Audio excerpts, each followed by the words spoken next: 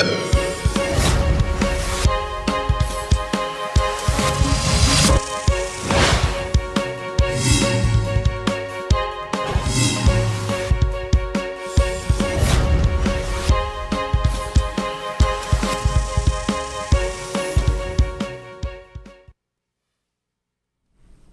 आप देख रहे हैं जन टीवी और मैं आपके साथ आकांक्षा पारिक। खबरों की शुरुआत से पहले एक नजर हेडलाइंस पर। बद्रीनाथ धाम के खुले कपाट, मंदिर को 40 क्विंटल फूलों से सजाया। पुजारियों ने की श्री हरि की पूजा। सीएम धामी ने किए दर्शन। 6 महीने तक कर पाएंगे दर्शन।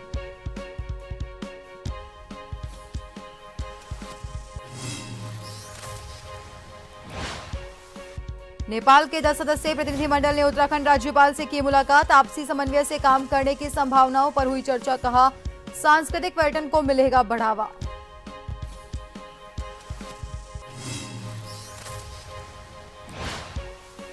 सीएम धामी का चक्राता दौरा, शहीद वीर केसरी चंदन के बलिदान दिवस पर किया नमन। कहा, हमारी सरकार ने हमेशा सेनानियों को दिया सम्मान।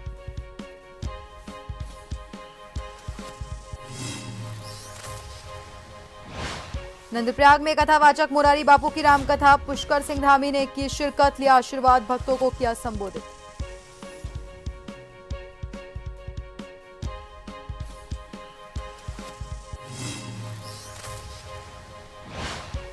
और उत्तराखंड में आज 50 से 70 किलोमीटर घंटे की रफ्तार से चलेगी हवा। उच्च हिमालयी क्षेत्रों में हिमपात की संभावना। ओलावृष्टि से फसलों को हुआ नुकसान। मौसम में बदलाव जारी।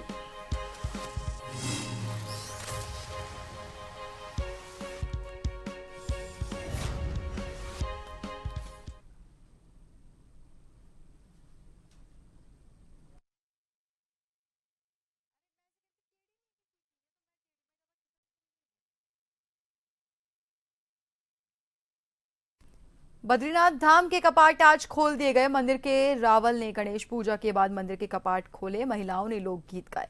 गढ़वाल राइफल्स के बैंड ने पारंपरिक धुनें बजाई। इसी के साथ चारधाम यात्रा पूरी तरह से शुरू हो गई है। सुबह मंदिर परिसर में 10,000 से ज्यादा श्रद्धालु मौजूद रहे। सीएम धामी भी भगवान के दर्शन के लिए मंदिर पहुंचे। श्रद्धालु अगले 6 महीने तक भगवान बद्री विशाल के दर्शन कर पाएंगे। 3 मई को भगवान बद्री विशाल की पालकी आदि गुरु शंकराचार्य की गद्दी, कुबेर और उद्धव की उत्सव डोली धाम पहुंची थी। इससे पहले 30 अप्रैल को अक्षय तृतीया के दिन गंगोत्री यमुनोत्री धाम और 2 मई को केदारनाथ धाम के कपाट खोले गए थे।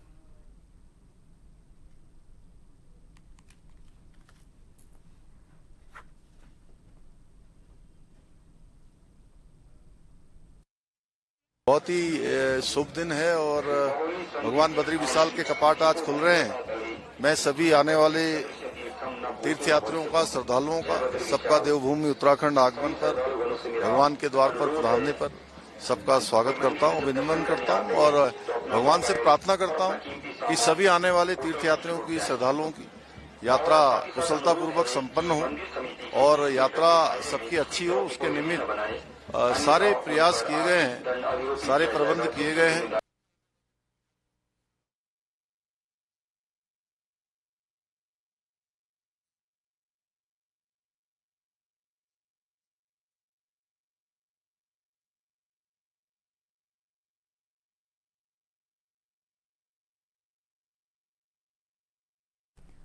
और खबर पर ज्यादा जानकारी के लिए हमारे साथ हमारे सहयोगी नवीन भंडारी हमारे साथ फोन लाइन पर जुड़ चुके हैं। नवीन, आज से बद्री धाम के भी कपाट खुल गए हैं और इसके बाद में चारों धाम की यात्रा अब औपचारिक रूप से शुरू हो चुकी है क्योंकि सभी धाम खुल गए हैं। कैसा उत्साह श्रद्धालुओं में बना हुआ है, इसके साथ ही क्या कुछ नजारा आज देखने को मिला जब बद्री धाम के कपाट खुले?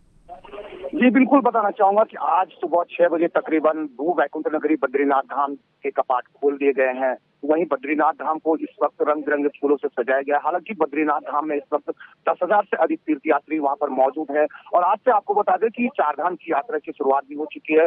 बद्रीनाथ धाम में लगातार तीर्थयात्रियों की जो संख्या बढ़ती हुई नजर आ रहा है। ऐसे में जो मंदिर समिति लगातार वहां पर प्रशासन, तमाम जो लोग हैं उनकी व्यवस्थाओं पे लगे हुए हैं। बद्रीनाथ धाम में इस वक्त जय बद्री विशाल जी के जयकारे इस वक्त खूब सुनाई दे रहे हैं। जी जी, इसके साथ ही अब आने वाले दिनों में 6 महीने तक ये कपाट खुले रहेंगे, तो क्या उम्मीद है कि इससे प्रदेश को कितना फायदा होगा? क्योंकि चार धाम यात्रा कहीं ना कहीं प्रदेश के लिए धार्मिक के साथ साथ एक आजीविका का साधन भी है। जी बिल्कुल, अगर बात की जाए बद्रीनाथ धाम को लेकर के, तो बद्रीनाथ धाम में जो यात्री आते हैं, ऐसे में जो यहाँ के जो स्थानीय लोग हैं उन्हें काफी रोजगार मिलता है। रोजगार को लेकर के जो पांडु नगरी पांडुकेश्वर के लोग हैं वो उनमें काफी उत्साह इस वक्त देखा जा रहा है। तो तमाम जोशी मठ के लोग भी इस वक्त रोजगार के लिए बद्रीनाथ धाम में पहुंचे हुए हैं। काफी खुशी का माहौल इस वक्त बद्रीपुरी में बना हुआ है। बद्रीनाथ में लगातार जो जिस तरीके से जो अनुमान लगाया जा रहा था कि इस बार जो है कि बहुत कम तीर्थयात्री कपाट खुलने के वक्त नजर आएंगे, लेकिन रिकॉर्ड के साथ अगर बात की जाए तो रिकॉर्ड 2 तीर्थयात्री इस वक्त भू बैकुंठ नगरी में पहुंचे हुए हैं। लगातार तीर्थयात्रियों की जो संख्या है वो बढ़ती जा रही है और जो चार धाम के लिए जो सड़कें बनाई गई वो बहुत बेहद खूबसूरत तरीके से जो सड़कें बनाई गई है। इस बार जो जाम की स्थिति थी वो जाम की स्थिति नहीं देखने को मिलेगी। तीर्थयात्री सीधा बद्रीनाथ धाम का यात्रा पूरी तरह से कर सकते हैं। जी, बहुत बहुत धन्यवाद तमाम जानकारी के लिए और हमसे जुड़ने के लिए। नवीन, तो आपको बता दें कि बद्रीनाथ धाम के कपाट आज सुबह 6 बजे खोल दिए गए हैं और इसके साथ ही चारों धामों के कपाट खुल चुके हैं और काफी उमंग उत्साह लोगों में देखा जा रहा है। 10,000 से ज्यादा श्रद्धालु इस वक्त बद्रीनाथ धाम में मौजूद हैं। साथ ही सीएम पुष्कर सिंह धामी भी पूजा अर्चना के लिए वहां पहुंचे।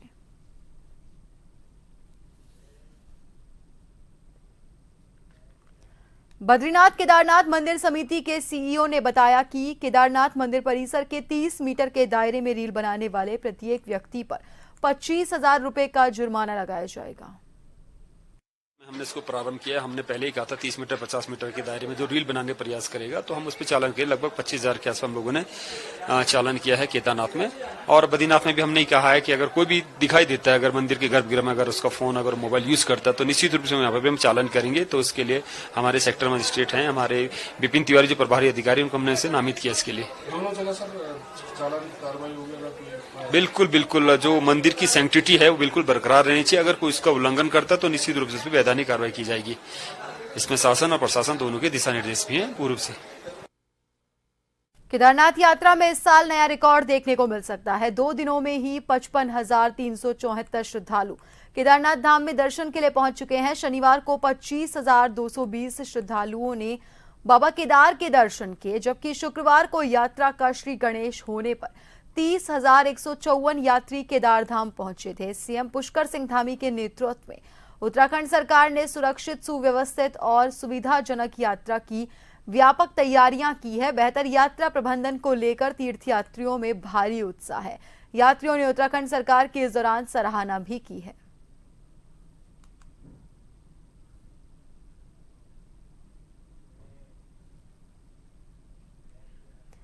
कथावाचक मोरारी बापू की आज चमोली में रामकथा है, जिसमें मुख्यमंत्री पुष्कर सिंह धामी ने शिरकत की। इस दौरान मौजूद भक्तों को संबोधित भी किया। सबसे पहले वो देवप्रयाग, रुद्रप्रयाग और कर्णप्रयाग में कथा अनुष्ठान पूर्ण कर चुके हैं। इस बार कथा का आयोजन मुंबई की सत्संगी रीना गौड़ की ओर से किया जा रहा है।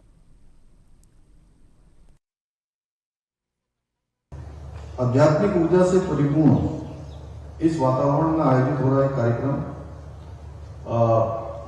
अनेक चुनौतियों को और अनेक जो विघ्न बाधाएं होती हैं उसको पार करते हुए यहाँ पर हो रहा है। यह आयोजन हमारी आत्मा को भी शुद्ध करने का, शोधन करने का, हमारे जीवन मूल्यों को पुनः जागृत करने का और मर्यादा पुरुषोत्तम भगवान के जो जीवन जो उनका जीवन है, उनके आदर्शों को आत्मसात करने का एक दिव्य अवसर है। और जब हम भगवान श्री राम के आदर्शों को समझते हैं तो हमें पता चलता है कि हमारे जीवन में भी करुणा होनी चाहिए, हमारे जीवन में भी धर्म की आस्था होनी चाहिए, सत्य होना चाहिए, सेवा भक्ति होनी चाहिए।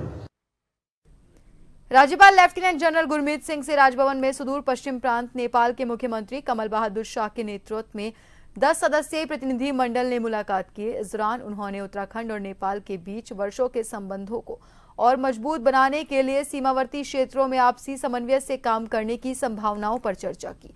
राज्यपाल ने प्रतिनिधि मंडल का उत्तराखंड में स्वागत करते हुए कहा, भारत और नेपाल के बीच कई दशकों से एक घनिष्ठ संबंध है। उन्होंने सीमावर्ती जिलों में मिलजुल कर विकास करने, आपदा के समय एक दूसरे की मदद करने और धार्मिक और सांस्कृतिक पर्यटन को बढ़ावा देने की बात कही। राज्यपाल ने कहा, उत्तराखंड और नेपाल के बीच बेहतर कनेक्टिविटी, व्यापारिक साझेदारी और साझा परियोजनाओं से दोनों पक्षों को लाभ हो सकता है।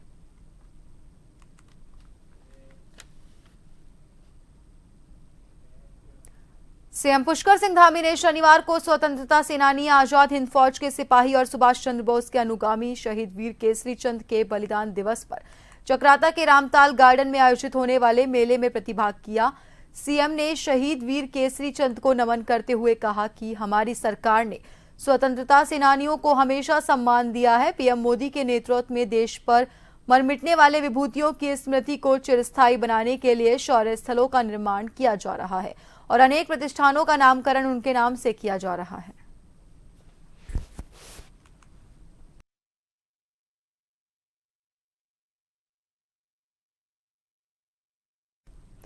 लोहाघाट में एक कार चालक ने लोहाघाट में ऐसा आतंक मचाया कि लोगों की जान बचानी मुश्किल हो गई। घटना में वाहन चालक ने एक राहगीर को घायल कर दिया और 3 दोपहिया वाहन क्षतिग्रस्त कर दिए। प्रत्यक्षदर्शियों ने बताया, वाहन चालक ने जानबूझकर गाड़ी बैक कर लोहाघाट के गोरखा नगर निवासी रोडवेज कर्मी दीपक को टक्कर मारकर घायल कर दिया। चालक इतने में भी नहीं रुका, घायल दीपक को उसने फिर से टक्कर मारी। किसी तरह लोगों ने चालक पर काबू पाकर उसे पकड़ लिया। घायल दीपक को तत्काल दुर्घटना करने वाले वाहन से ही लोहाघाट उपजिला चिकित्सालय पहुंचाया गया। घायल का उपचार जारी है, तो वहीं पुलिस ने आरोपी को गिरफ्तार कर लिया। अभी ये जो घायल अवस्था में आए हैं, इनका बता रहे थे कि नीचे की तरफ 8 के करीब गाड़ी से इनका एक्सीडेंट हो गया था। तो इनके मुंह के अंदर काफ़ी चोटें हैं, बाहर भी चोटें हैं, रगड़ की चोटें ज़्यादा हैं। बीच में ये बता रहे हैं कि बीच में बेहोश भी हुए थे 10 मिनट के लिए, तो शायद उसके लिए हम इनको आगे सीटी के लिए भेजें, क्योंकि दिमाग में चोट कितनी है अंदर उससे देखने के लिए ये सब सीटी के लिए भेजेंगे। ये गाड़ी वाला आया वहाँ पे, उसने बैक गेट से जोरदार टक्कर से वहाँ पे एक आदमी को नीचे गिरा दिया और 3 स्कूटी और बाइक को क्षतिग्रस्त कर दिया वहाँ पे। फिर उसके बाद मैं उसी गाड़ी में जो घायल व्यक्ति था मैं उसको हॉस्पिटल लाया। अभी उनका ट्रीटमेंट चल रहा है और हालत में अभी थोड़ा सुधार है उनका। पुलिस नहीं पहुँची थी, पुलिस को फ़ोन किया और वहाँ पे होते हुए पुलिस की गाड़ी भी गई और वो भी नहीं रुकी। चंपावत के लोहाघाट ब्लॉक के नेपाल सीमा से लगे आपदाग्रस्त मटियानी ग्राम सभा की नकेला तोक में हुई मूसलाधार बारिश से सड़क से बहता हुआ पानी और मलबा लोगों के घरों में आने से परेशानी का सामना करना पड़ रहा है। पिछले साल बादल फटने से मटियानी ग्राम सभा के नकेला तोक में भारी तबाही मची थी और मलबे में दबने से एक छात्र सहित महिला की दर्दनाक मौत हो गई थी। कमलेड़ी के ग्राम प्रधान प्रशासक संजय भट्ट ग्रामीणों ने बताया, मूसलाधार बारिश से पूरा मलबा और पानी लोगों के घरों में घुस गया। प्रशासन के द्वारा गांव में सुरक्षात्मक काम करने का वादा किया था, जो धरा का धरा रह गया है। अभी तक गांव में सुरक्षात्मक कार्य नहीं किए गए। ग्रामीणों ने कहा, अगर गांव में कोई जनहानि या अन्य नुकसान होता है तो उसकी पूरी जिम्मेदारी शासन प्रशासन की होगी। वहीं प्रशासन की अनदेखी से ग्रामीणों में काफी आक्रोश है।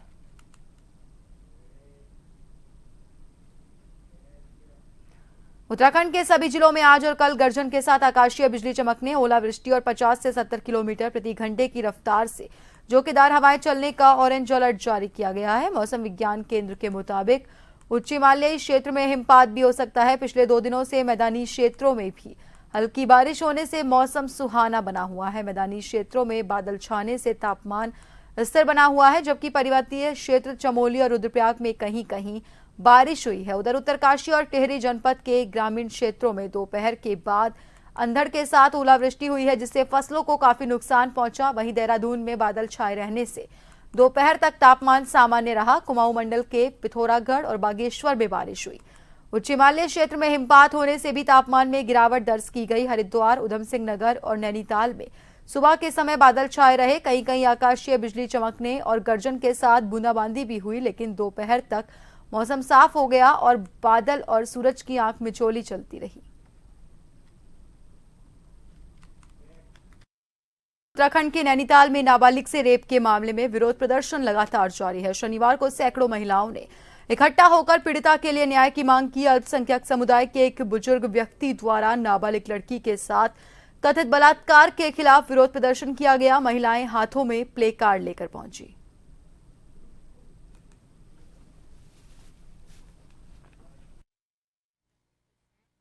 आज तो जो प्रदर्शन हो रहा है, मुझे भी फोन आया कि लेडीज को यहाँ पर इकट्ठा होना है। मैं सारे काम छोड़ करके यहाँ पर मैं इसलिए आना चाहा कि मुझे उस बालिका के प्रति बहुत दर्द है ऐसा लगा कि जैसे मेरी बालिका हो।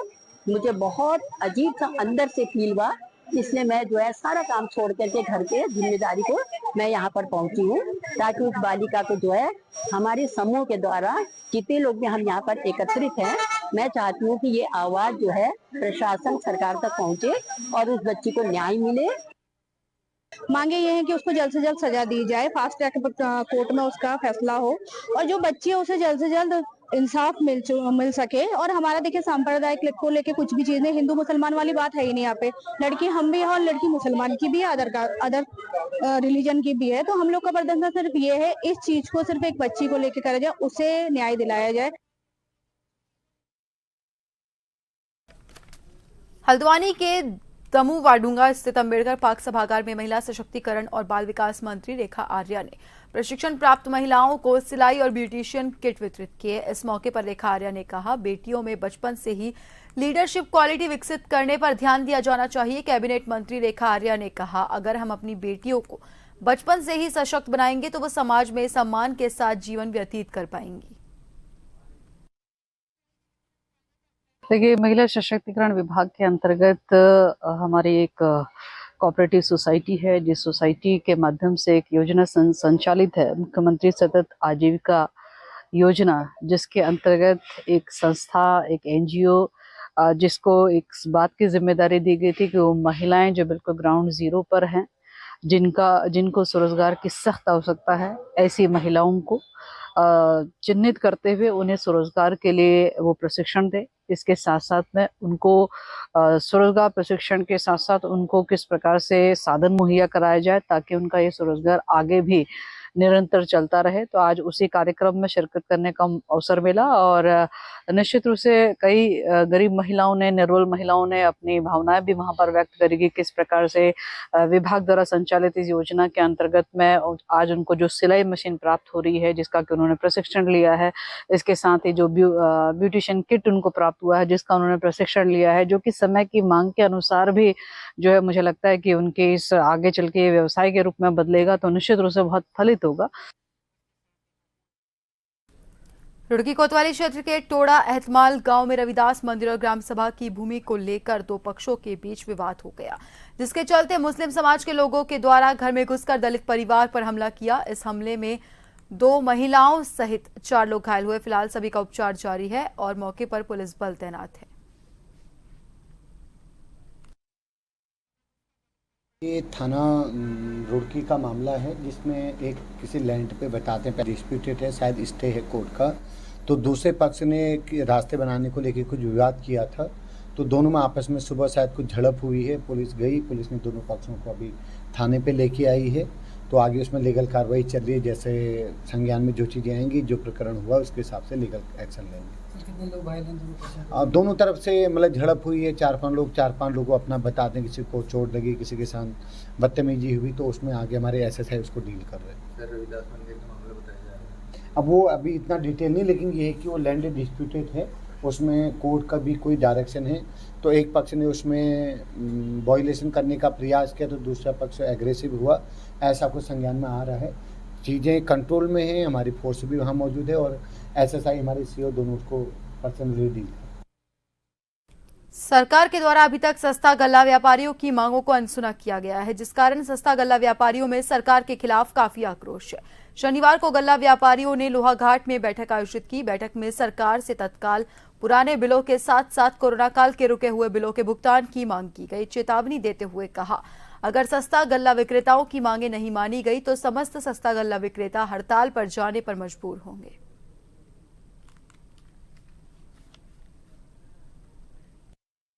तय हुआ आपसी बातचीत में, ये तय हुआ है कि जब तक पूरे गोदाम कंप्यूटरीकृत नहीं हो जाते, एक एक दाना तोल के विक्रेता को राशन देने की व्यवस्था नहीं की जाती और महीने की 1 तारीख को हमें मानदेय की व्यवस्था नहीं की जाती, तब तक हम एक दाना अनाज का हमारा विक्रेता नहीं उठाएगा। इसी मुद्दे पर आज हमारी यहाँ पर बैठक चल रही है। और इस बार की हमारी लड़ाई आर या पार की होगी। अगर हमें जरूरत पड़ी और सरकार के द्वारा हमारा उत्पीड़न इसी तरह किया गया तो हम समस्त सस्ता गल्ला विक्रेता, पूर्ण 3 जनपद के विक्रेता एक दिन एक समय पर सामूहिक रूप से त्याग पत्र देने के लिए बाध्य होंगे, जिसकी संपूर्ण जिम्मेदारी शासन प्रशासन और इस खाद्य विभाग की रहेगी। ऑनलाइन मशीनें आती है, कभी कंप्यूटर आते हैं, जबकि वो 1 महीने में खराब हो जाते हैं। अब ईपॉस मशीन की बात कर रहे हैं, वो भी 1 महीने से जाते। जैसे दूरस्थ क्षेत्र में हमारी दुकानें हैं, हमारे इतने नेपाल सीमा से जुड़े हुए हमारे जो क्षेत्र हैं, उस क्षेत्रों में एक मोबाइल नेटवर्क तक नहीं आता है, तो वहाँ उनकी मशीनें कैसे चलेंगी। ऑनलाइन राशन के विक्रेता इतना परेशान है, जो हमारे 50-50, 60-60 साल से जो विक्रेता हमारी राशन की दुकानें कर रहे हैं, उनको सीखे बिना ट्रेनिंग का, वो भी ट्रेनिंग नहीं दे, बिना ट्रेनिंग को उनको लैपटॉप पकड़ा दिए, बिना ट्रेनिंग की उनकी मशीनें पकड़ा रहे हैं। और जो हम अपनी बात रखते हैं तो हमें आश्वासन दिया जाता है, उसके बाद हमारी कोई सुनवाई नहीं होती है। रुड़की में जिन पर जंगल की सुरक्षा का जिम्मा है, वही लोग जंगल के लिए नासूर बने हुए हैं। इब्राहिमपुर गांव में खैर के पेड़ कटने का वन विभाग ने खुलासा कर दिया। इस मामले में वन विभाग के अधिकारियों ने आसफ नगर निवासी तस्कर दीपक कुमार पुत्र रामलाल को गिरफ्तार कर जेल भेज दिया, तो वहीं एक वन दरोगा को निलंबित भी किया गया। बेशकीमती लकड़ी चोरी करने के मामले में वन दरोगा का भी नाम सामने आया है।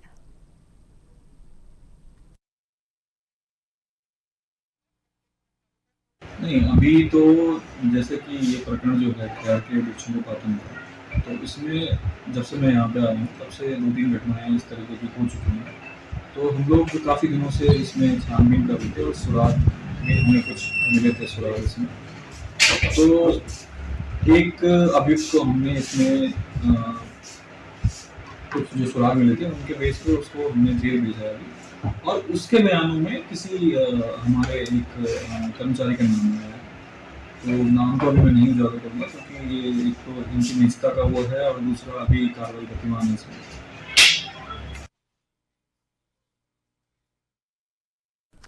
और फिलहाल के लिए बुलेटिन में इतना ही। बने रहिए जन टीवी के साथ। नमस्कार।